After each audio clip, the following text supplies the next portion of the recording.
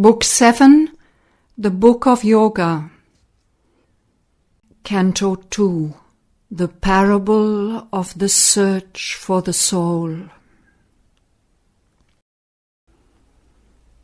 As in the vigilance of the sleepless night, through the slow, heavy-footed, silent hours, repressing in her bosom its load of grief, sat staring at the dumb tread of time and the approach of ever-nearing fate. A summons from her being's summit came, a sound, a call that broke the seals of night. Above her brows, where will and knowledge meet, a mighty voice invaded mortal space.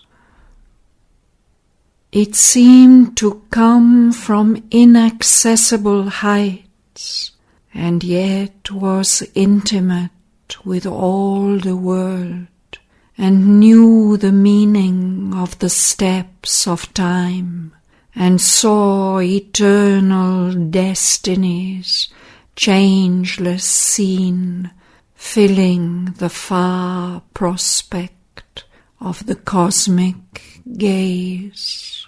As the voice touched, her body became a stark and rigid golden statue of motionless trance, a stone of God lit by an amethyst soul.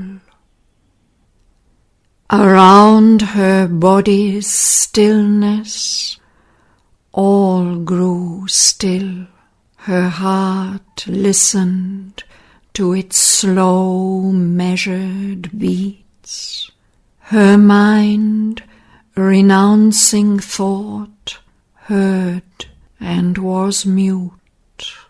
Why camest thou to this dumb, death-bound earth, this ignorant life beneath indifferent skies, tied like a sacrifice on the altar of time?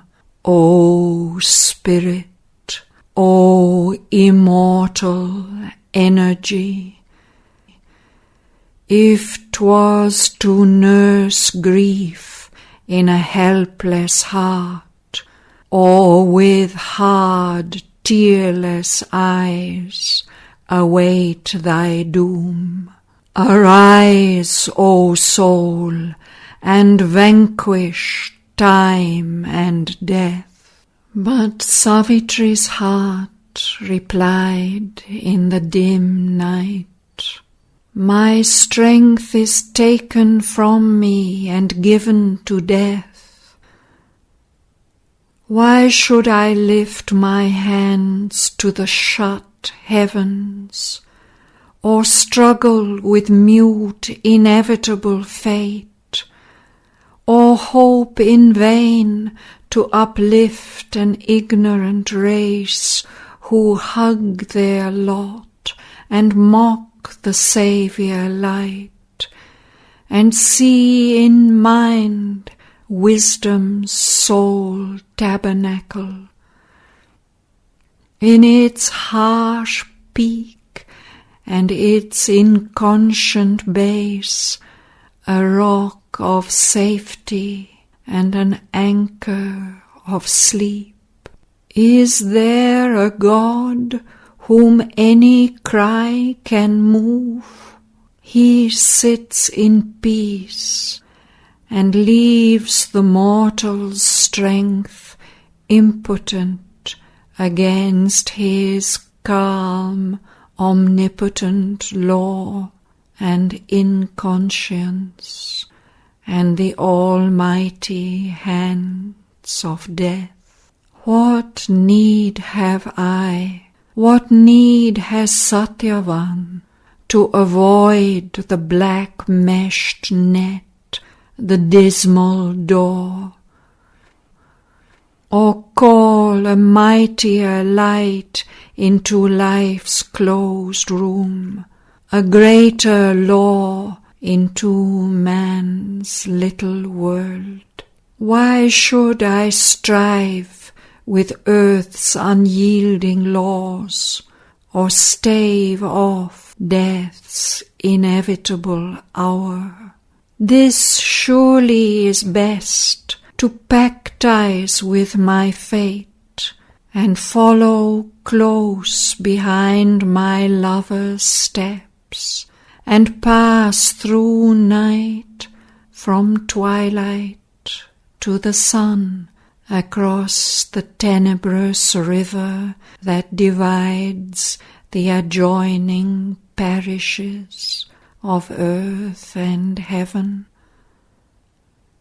Then could we lie enarmed, breast upon breast, untroubled by thought, untroubled by our hearts, forgetting man and life and time and its hours, forgetting eternity's call, forgetting God.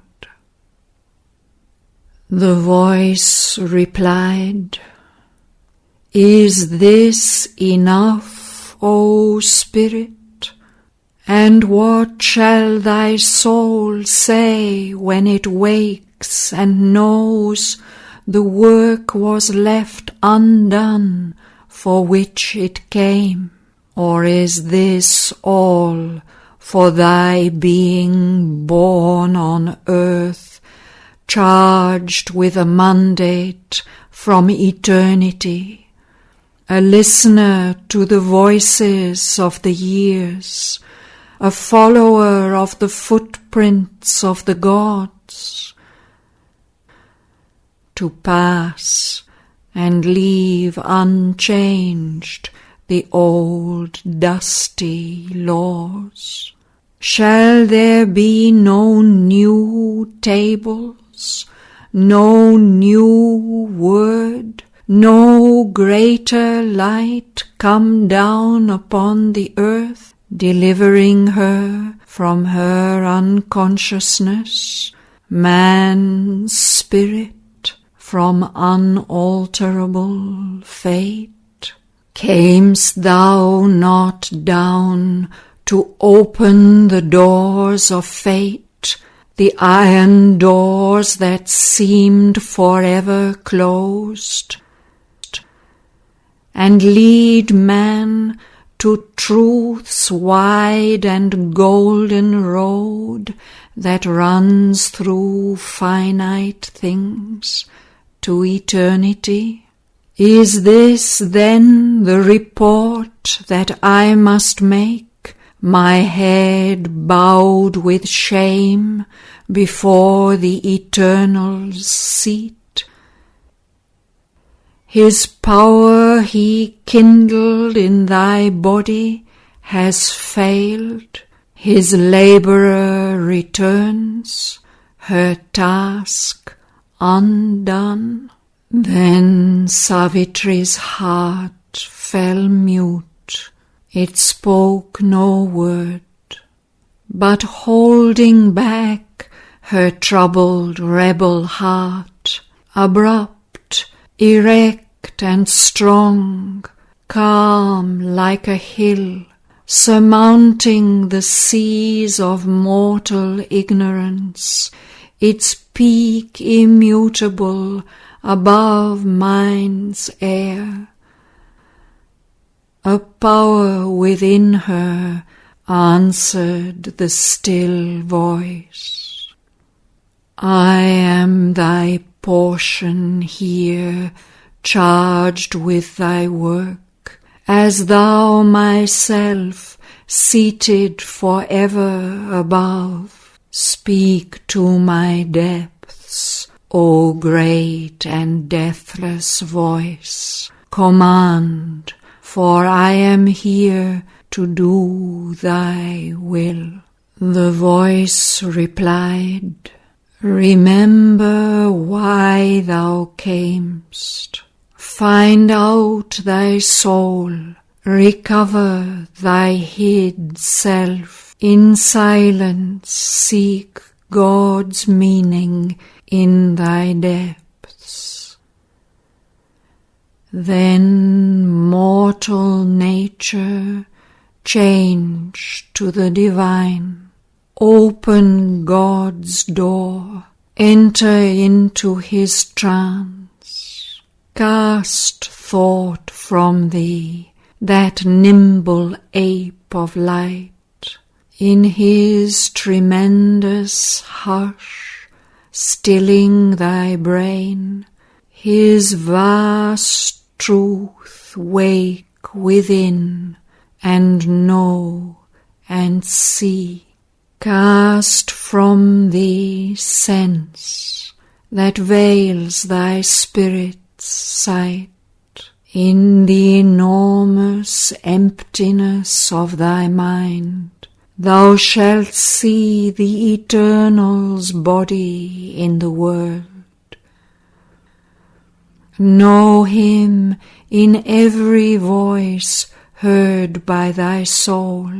In the world's contacts meet his single touch. All things shall fold thee into his embrace. Conquer thy heart's throbs. Let thy heart beat in God. Thy nature shall be the engine of his works. Thy voice shall house the mightiness of his word. Then shalt thou harbour my force and conquer death. Then Savitri by her doomed husband sat, still rigid in her golden motionless pose, a statue of the fire of the inner sun. In the black night the wrath of storm swept by, the thunder crashed above her, the rain hissed, its million footsteps pattered on the roof. Impassive, mid the movement and the cry, witness of the thoughts of mind, the moods of life, she looked into herself and sought for her soul.